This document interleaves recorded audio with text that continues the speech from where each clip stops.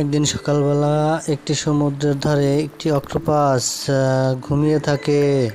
সেখানে কিছুক্ষণ পর সূর্য ওঠে।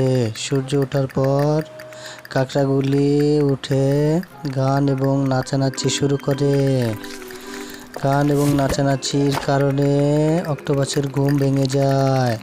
অক্টোপাস বিরক্ত হয়ে লুকানোর জন্য একটি বাক্সে ঢুকে যায়। এক ব্যক্তি অক্টোপাস সহ বাক্সটিকে জাহাজের ভিতরে নিয়ে যায় এবং অক্টোপাস সহ বাক্সটিকে লাথি মেরে অক্টোপাসটিকে পানির মধ্যে ফেলে দেয়। অক্টোপাস গিয়ে একটি বড় তিমি মাছের সাথে আটকে যায়। পরে তিমি মাছের কাছ থেকে ছুটে পালিয়ে এসে অক্টোপাসটি তিমি মাছের কাছ থেকে পালিয়ে এসে অন্য এক জায়গায় লুকায়। সেখান থেকে অক্টোপাসকে লাথি মেরে